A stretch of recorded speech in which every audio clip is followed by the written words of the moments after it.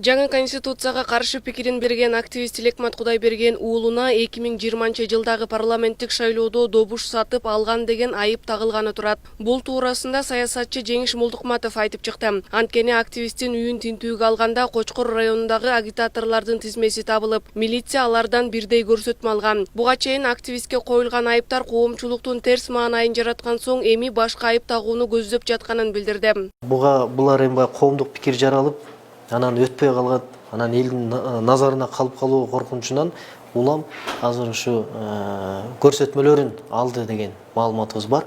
Ушу тергөөчүлөр атайын бияктан бери 2 машина менен 2 топ барган экен, Кочкорго агитаторлор менен жолуккан экен. Себеби биз алар менен да сүйлөштүк. Ким кандай жолуккан, эмне деген сурак болгон, анан коркутуу жолу менен баарын бирдей шуруудай тизип алып, анан бир суроого бирдей жооп жазып келишкен да. Бул эми сотко барса, бул деле сынат, бул шылдың уят болот.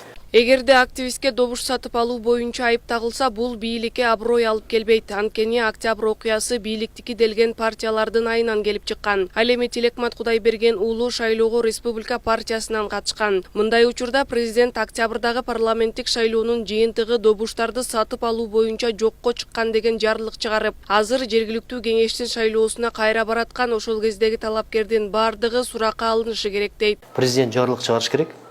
Октябрдагы парламенттик шайлоону так ушул добуштарды сатып алуу боюнча жокко чыгарыш керек. Борбордук шайлоо комиссиясы да ушунун негизинде жокко чыгарыш керек. Анан бардыгы бирдей Мекеним Кыргызстан менен биримдиктин ичинен барган талапкерлерге бирдей баары жоопко тартылышы керек. Баарына иш козголушу керек. Анткени так ошолордун айынан ушу төңкөрүш болду. Азыркы акыбалга келдик да. Көзгө жалгыз Тилек көрүнүп калган уят.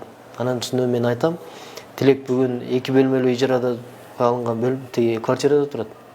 Анын бере турган деле тыйын деле жок анын.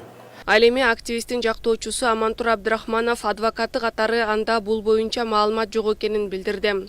Ошо мүмкүнчүлүгүм болгон жок. Мен эми өзүм эме катары адвокат катары ал боюнча менде маалымат жок да. Активист Тилекматка уулу 15 мартта кармалып, андан соң Facebook'тагы билдирүүлөрүндө бийликти басып алууга чакырыктар бар деген негизде кармалганы белгилүү болгон. Мындан улам активист бийликти күч менен басып алуу, массалык башаламандыкты уюштуруу беренеси менен 1 айга камакка алынган. Ал эми юристтер активисттин постунда бийликти басып алууга үндөгөн чакырыктар болбогонун айтып, мындан улам тарапташтары активистти бошотууну талап кылып келишет.